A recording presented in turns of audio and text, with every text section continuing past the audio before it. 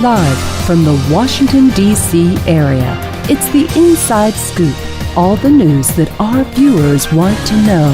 Now, here's the host. Welcome back to Inside Scoop Virginia. I'm Bettina Lawton, your host, and we are closing out the show tonight with Marcus Simon. He is a delegate in the House of Delegates in Virginia from the 53rd District. He is a brand new delegate. He's just finished his very first session. So we're going to talk about what's that all about. It seemed kind of dysfunctional. Although the House of Delegates always seems dysfunctional to me. But find out what Marcus has done, and then I also want to find out about this state budget because the delegates were down in Richmond again in a special session trying to figure that out. So welcome back, Marcus. Thank you. It's glad to be back. So what was it like? Did you get anything accomplished, or did you just walk away from your first session frustrated? Well, you know, it's funny. I told everybody my line about this is that I walked in with very low expectations. I mean, being a first-year legislator in a minority party, right, when the majority's got 68 seats to R32, I went in with very low expectations. They were all met. Oh. So, that's so discouraging. Meaning I didn't hold out a whole lot of hope, but actually I had a very good session. I'd say it was a really successful first session. Mm-hmm. I got two bills under my own name through the General Assembly, which is two more than any other freshman Democrat. So I've got that going for me. I've enjoyed my committee assignments. I'm on the Militia, Police, and Public Safety Committee and the Science and Technology Committee. Well, Science and Technology is good. The Militia and Police, it seems every freshman Democrat gets stuck with that. From Northern Virginia in particular. Northern Virginia, they want you in on guns. That's what they want. But there also was a chance to do some substantive work there too. We worked with regulating police forces, campus police officers, what they could do, how special police magistrates could identify themselves and who could use the word police on the side of their car and who couldn't. And so there was some nonpartisan sort of good government stuff that we had an opportunity to sort of sink our teeth into. And coming from a local government background, I actually enjoyed getting my hands dirty with some of that stuff. That was a lot of fun. What's the issue with? I mean, I have no idea. What's the issue with campus police? What are they doing? Well, no, what we need to do is to standardize the training requirements for campus police officers. I mean, they carry a badge and in many cases weapons on campus. So they are now under the supervision of the same statewide agency that governs the training of all police officers. So there's a certain minimum standard they have to meet as far as training, firearms training, if they're going to carry a weapon, all those sorts of things. And that was sort of an uneven process before. So we've just said that ought to be standardized. Well, it makes a lot of sense considering the violence we've had on our college campuses. You would think they would have upped those standards. Well, right, and exactly. And so this is just, like I said, it was just sort of common sense, and we just wanted to bring all the stakeholders to the table, make sure we were all on the same page. So what were your bills? Tell me about, you got some publicity on pornography. Yes. We talked about that the last time you were here. Yes, my family is now very proud that you can search Marcus Simon pornography, and there's a long list of relevant clips that are come up. My bill was on what we call revenge pornography, or revenge porn.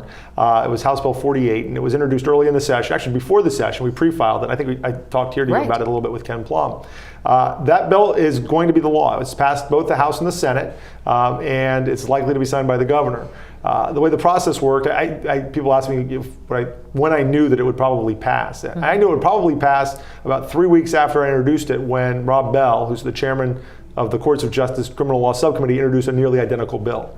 Okay. So that's how a freshman Democrat knows that the bill is probably going to pass, when a senior Republican sort of takes a liking to it and introduces an almost identical bill. So my bill was combined with Rob's, and they started out almost the same, and they came out in a way that I'm pretty happy with. I think the process was very fair. I got an opportunity to speak to my bill. I got an opportunity to present my witness, my testimony, and really participate in the drafting of the bill, although it's come out with his number. But the important thing is that it's come out, and it's passed, and it actually is better for going through the process, the committee process. So what made it better? Because you talked about your original bill. So how did it come out of the process? So the original bill, we had sort of a soft standard as far as if somebody was going to post pictures, they had to do it with an intent to cause substantial emotional distress, which was sort of a fuzzy way of thinking about it. It's a lawyer phrase. Right. So we've added elements. It's got to be malicious. It's got to be done. So malice is more of a criminal sort of a standard as opposed to a tort standard.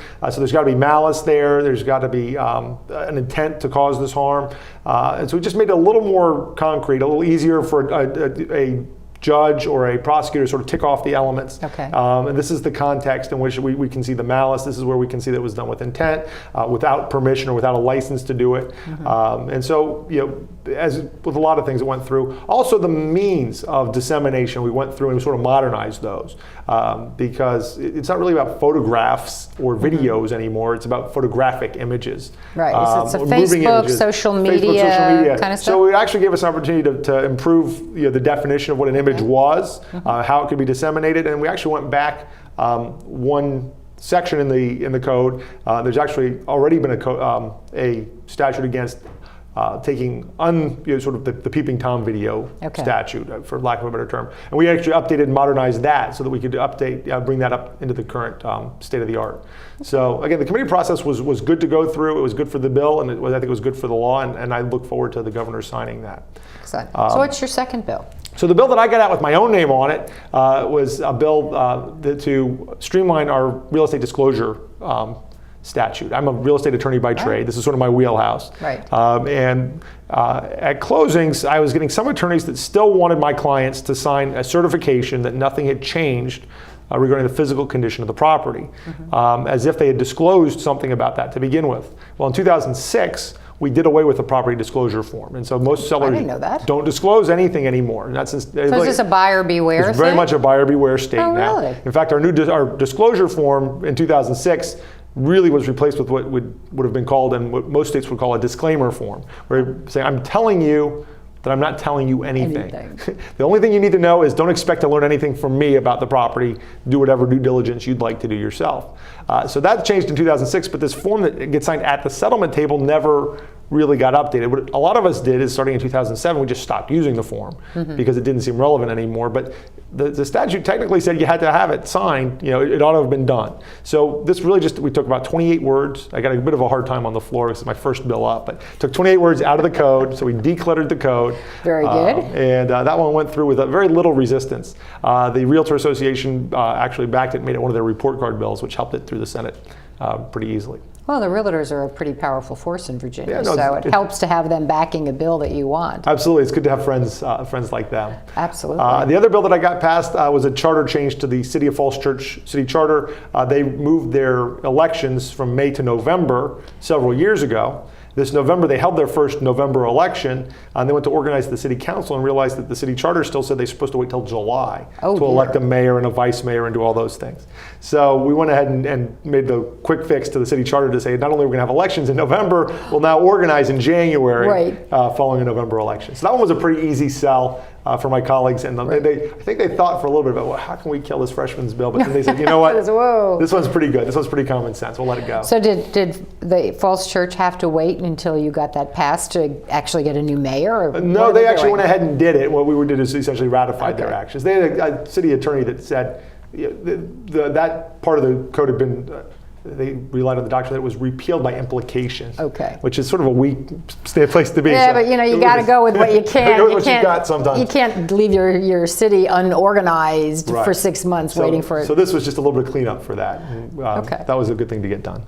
Well, that's actually pretty impressive, because I always hear about legislators going in and carrying a bill for a local government, and most of the time it doesn't seem to pass. So because it's just too provincial for everyone to get behind. But these sound like good things to be getting done. Well, it's funny. The city charter one, they pulled it out of the block, the uncontested block on the floor, and it looked like there was a move. They were thinking about killing it because there's a group in the Tea Party, the far right, that doesn't like this move generally from May to November elections, because too many of the wrong kind of people will vote in a November election. But when I was able to stand up and explain that we'd already made that move, that leap from May to November had already happened. This was just about organizing it. And it still got 99 out of 100 votes. No votes, just 99 people were there that day. So I had to defend it a little bit, but it got through. Well, I know there's been conversation about people switching from the May to the November, because of course Vienna and Herndon will both have their elections come first Tuesday of May. And there's sort of this feeling that, gee, they just get lost in the shuffle if they did that. So I'm surprised to hear that Falls Church went ahead and did it. Well, and there was some thought that would get lost and people wouldn't be focused on the right issues. You get people that were coming to vote for the governor and wouldn't really understand the city issues, and they wouldn't know who to vote for. But I think in the end, they actually were really pleased with the outcome. We had a great turnout, and there was not a lot of drop off. It's a pretty engaged city. I mean, people are pretty engaged in state and local affairs. And I think that actually the council feels like they have a stronger mandate to pass their budget and to act now that such a large percentage of the city actually turned out and voted for them. That's true. Well, tell me about this special session and Medicaid expansion. Is Medicaid expansion the only thing hanging up passing the state budget? Yes, I would say, honestly, if it were not for the need to expand Medicaid to cover 400,000 Virginians who don't currently have health care coverage but could, if we would only accept $5 million every day in federal money, if that weren't an issue to be decided, this budget would have been passed back during the regular session. And this is money, to restate it, because I'm pretty confident I'm right on this score, but if I'm wrong, tell me. We're already paying that $5 million. So it's not like your tax rates are going down or you're not going to have to pay money. We have to pay it regardless. It just means that some other state is getting our money, right? That's Isn't that right. how it works? That's right. As a small business owner, I'm paying healthcare taxes to pay for the Affordable Care Act. It's being paid by Virginians. Virginians are putting that money out. We're sending it to the federal treasury, and we have the opportunity to take it back by agreeing to expand Medicaid. In fact, the original program was designed that would be automatic. The Supreme Court ruled that you couldn't force states to expand Medicaid. But the thought was, well, why would you need to force them? It's their money coming back. Right. So this doesn't save us any taxpayer money. It doesn't change how much money we pay towards the Affordable Care Act. It doesn't really help repeal in any sense the Affordable Care Act. There's no reason not to do it except that I believe the governor campaigned on it, the Democratic governor campaigned on it, and the House of Delegates doesn't want to give him a win. And it's been championed by our president, who they intensely dislike for whatever reason. Well, how is this going to get resolved? I mean, the Senate came up with some Marketplace Virginia thing, which seems to now have been changed again. I mean, was anything accomplished? You were there last week, I guess. Technically, I'm still in session. Right now, we're still in our special session. The governor called it, but it's sort of like if your parents tell you, go to your room and do your homework. You say, well, you can make me go to my room, but you can't make me do my homework, That's right? So we got together on a week ago Monday for the session. We actually passed what we call the caboose bill, the bill that finishes up last year's budget and expends any sort of leftover money. And that part of it's been finished. That was done pretty quickly. But then the Senate adjourned until April 7th to look at the governor's budget proposal. The governor essentially has come down with a new budget proposal that says, here's one that does Medicaid expansion. All you have to do is take it.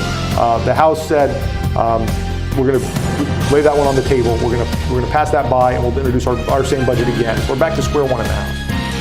Oh, good Lord. That was a quick 15 minutes. It always is. It always is a quick 15. And if you ever get anything resolved on the budget, we'll have you back to talk about it some more. I'd be happy to. But thank you so much for coming, Marcus. Great to see you again. All right, take care.